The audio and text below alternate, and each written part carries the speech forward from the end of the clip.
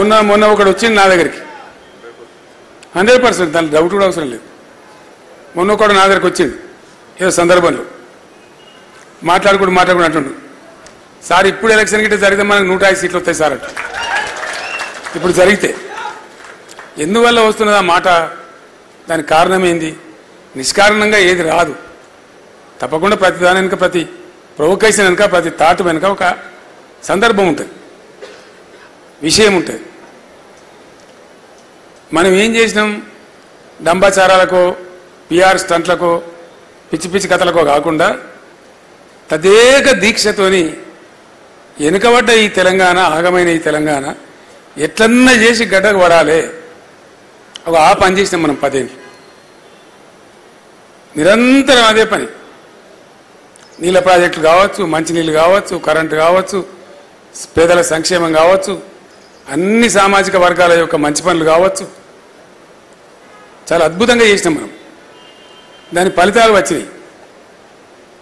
రైతు బంధు ఇస్తే ఏదో వాటికి పిచ్చోళ్ళ లెక్క ఓట్ల కోసం ఇయ్యలే, ఒక అవగాహనతోని వ్యవసాయ స్థిరీకరణ కోసం ఇచ్చినాం. దాంతో 18.32 తెలంగాణ జిఎస్డిపిలో 18.32 అగ్రికల్చర్ సెక్టర్ నుంచి వస్తూ ఉండే. చేప పిల్లలు పంపిణీ చేస్తుంటే కాంగ్రెస్ వాళ్ళని అపహాస్యం చేసిన అసెంబ్లీలో. కానీ 30,000 కోట్ల రూపాయల చేప పిల్లలు అమ్ముకున్నారు మనోళ్ళు. గొర్రె పిల్లలు పంపిణీ చేస్తూ ఉంటే కూడా అపహాస్యం చేసిండ్రు. ఎక్కడో అడుగు భాగంలో ఉన్న తెలంగాణ షీప్ క్యాటిల్లో దేశంలో నెంబర్ 1 స్థానానికి పోయినాం మనం. అట్లా ఎన్నిట్లా బాయి కాడికి పోదామంటే భయపడి పాము కడుతుందో తెలుగడుతుందని భయపడ్డ తెలంగాణ. ఎంతోమంది పాము కాడు కూడా చచ్చిపోయిన తెలంగాణ. 2014 ముందు దర్జాగా కాలు మీద కాలేసుకొని నడింట్లో పండుకొని పొద్దుగాల ఛాయ్ తాగి నాష్టా చేసి పొలం బారిందా లేదని రైతు పోయి ధీమాగా చూసే తెలంగాణ తయారు చేసినాం మనం. ఎస్, డెఫినెట్గా గ్రామీణ ఆర్థిక వ్యవస్థను మొత్తం పరిపుష్టం చేసినాం. ఇవన్నీ అర్థం కాకుండా పెన్షన్ల పేరు కావచ్చు, రైతు బంధు పేరు కావచ్చు, మరొకటి కావచ్చు 1,000 కోట్ల రూపాయలు గ్రామీణ ప్రాంతాలకు పంపు చేసినాం. ఎంత బాగా అయినుండే మన పల్లెలు, ఎంత అద్భుతంగా తయారైనుండే.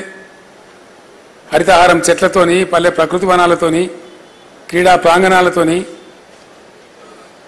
పల్లె బాట పట్టణ బాట, పల్లె ప్రగతి పట్టణ ప్రగతి కార్యక్రమాలతోని ఎంత మంచి గ్రామాలు తయారైనుండే.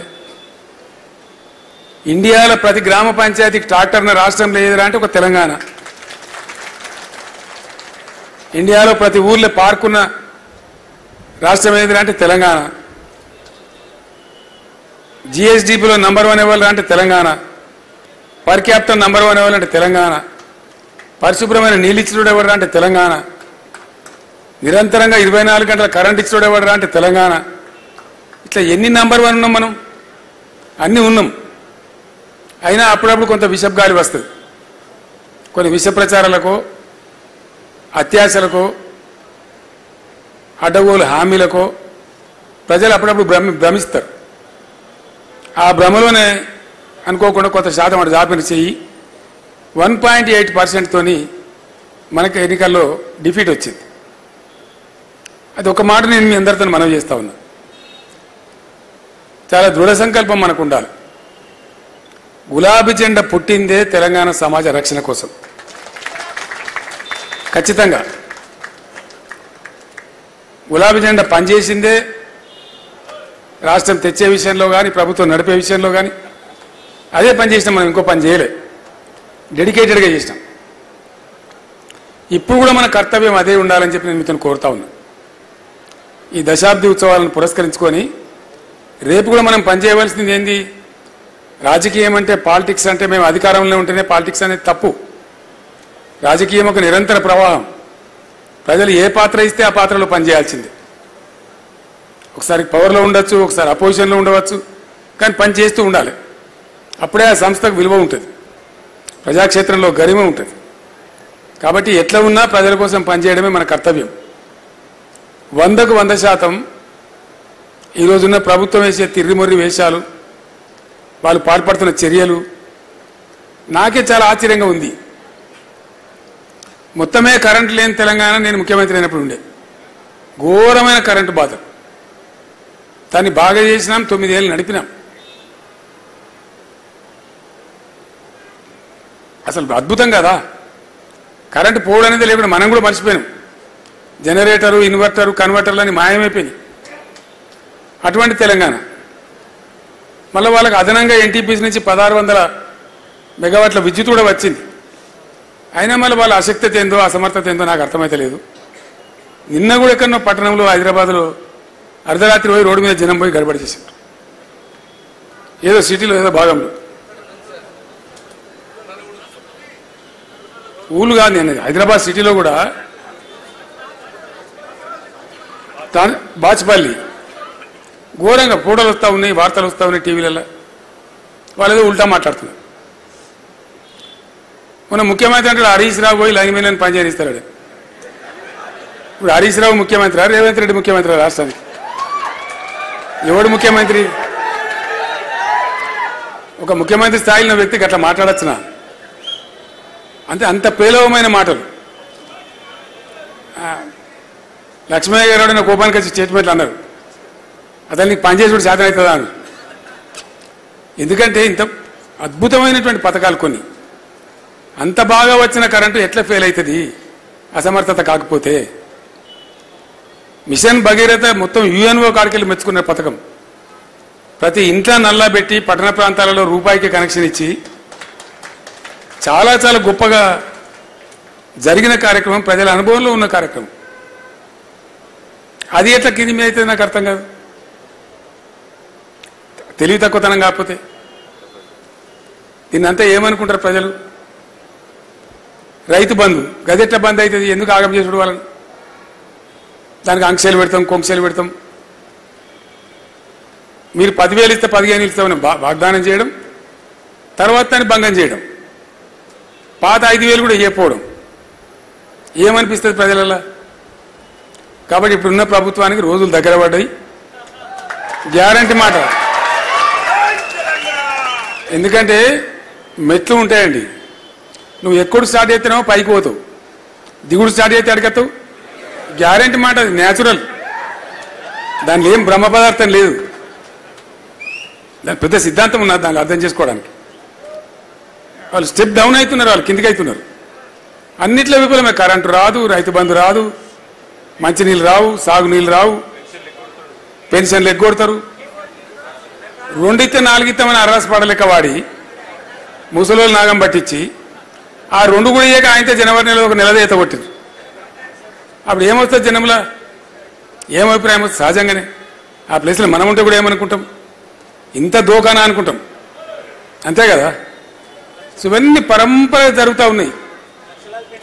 నిన్న ఇంకోటి ఏంటంటే, ఇప్పుడు ఆ రైతులు నిరంతరంగా ఉండరు 9 ఏళ్ళు పాపం. అంతకుముందేమో పోలీస్ టౌన్లలో పెట్టి ఎరువు బస్తాలు అమ్మిండ్రు, లాఠీ చార్జీలు చేసిండ్రు. మనం వచ్చిన తర్వాత 60 కష్టం పడి ఆ బాధ తీసేసినాం. ఎప్పుడు పడితే అప్పుడు ఏ రైతు ఎప్పుడు పడితే అప్పుడు పోయి ఇష్టం కొనుక్కోవచ్చు, పోవచ్చు. అసలు ఆ పరిశాన లేకుండే. మళ్ళీ ఇప్పుడు పాస్ పుస్తకాలు అవేంటి, ఆధార్ కార్డులు, మన్ను కార్డులు అన్నీ చెప్పులు లైన్లో పెడుతుండ్రు. చెప్పులు లైన్లో పెడుతుండ్రు కాబట్టి మీరే పెట్టుతుంటారు. ఇత్తనాలు కుళ్ళద్దరితో కూడా అటుపోతారు కానీ గిట్ట తరడన్నా. మనం దండం పెడితే కూడా చెప్పులు పెడతాడా? అంటే గింత చిలిపిగా, గింత చిల్లరగా ఏదో ఇట్లా తీసి ఇట్లా మీరు అన్నారు కాబట్టి మీ మీదకి మళ్ళీ తిరిగి ఇస్తామన్నట్టుగా ఒక చీప్ పాలిటిక్స్తో మాట్లాడుతున్నారు తప్ప నిజంగా బాధ నివారించాలి, అట్లా జరగకుండా చూడాలి అనే సోయి తప్పిన ప్రభుత్వం ఉంది ఇప్పుడు. ప్రతిదాన్ని ఒక చిల్లర రాజకీయంగా ఉంది చూడు. అద్భుతమైన కార్యక్రమం తెచ్చిన మనం దళిత బంధు, దాన్ని నిలిపేసిండ్రు. మీరు 10 లక్షలు ఇస్తే మేము 12 లక్షలు ఇస్తామన్నారు. ఇలా దాని ఆతా లేదు, పతా లేదు, అడిగిన లేడు, పడుచుకున్న లేడు అని ప్రతి వాళ్ళు అందరి కోపం వస్తున్నది. కారణం ఏంటంటే ఒకళ్ళు కాదు, యావత్తు తెలంగాణ సమాజానికే మోసం. గీత కార్మికులు ఉండి మొత్తం బంద్ పెట్టిన రంగారెడ్డి జిల్లాలో అంతకుముందు ప్రభుత్వం కళ్ళు దుకాణాన్ని బంద్ పెట్టింది. ఉద్యమంలో నేను చెప్పిన తెలంగాణ వచ్చిన తెల్లారి మొత్తం తెరిపిస్తాను, బ్రహ్మాండంగా తెరిపించినాం. ఇక్కడ హైదరాబాద్ వాళ్ళకి కాదు, మన ఊళ్ళలో ఉండే గౌడ మిత్రులకు కూడా పని దొరికింది, బతికింది. మనం చెట్ల రకం మాఫ్ చేసినాం. కోట్లాదిగా ఈత తాటి వనాలు పెంచినాం. ఎందుకంటే ఒక వృత్తి ఆ కార్మికులు బతకాలని మనకు సోయి ఉండే కాబట్టి. ఇవాళ కళ్ళు డిపోల మీద దాడులు అంటే బతకనిస్తలేరు వాళ్ళని. ఎందుకో నాకు అర్థమవుతలేదు. భయంకరమైన దాడులు వాళ్ళ మీద. గీత కార్మికులంతా మొత్తుకుంటా ఉన్నాం. నాకు 4 పెద్ద మనుషులు కడితే చెప్తున్నారు, ఇదేం దౌర్జన్యం సార్ తీశారా, మీరు నోరు తెరవాలంటే తెరుస్తాం. ఎందుకోకుంటాం? మా నాయకులు లేరా, మా గౌడ నాయకులు లేరా? మొత్తం మాట్లాడతాం, అవసరమైతే యుద్ధం చేస్తామని చెప్పిన, మీ తెలుగు రాకుండా చేస్తామని చెప్పిన. జైల్లో పెట్టుడు, కేసులు పెట్టుడు. వాళ్ళేం దొంగ పని చేసేవాళ్ళు కాళ్ళు అమ్ముకొని బతారు. అంతకుమించి పెద్ద దొంగ పని చేసేవాళ్ళు కాదు. మళ్ళీ వాళ్ళు కోటీశ్వర్లు కాదు, స్మగ్లర్లు కాదు. ఉన్న చెట్లు, దేవుడు ఇచ్చిన చెట్లను గీసుకొని ఊళ్ళో కళ్ళు అమ్ముకొని బతారు. నిజంగా కళ్ళు తాగి చచ్చిపోయేవాళ్ళు ఎందరండి?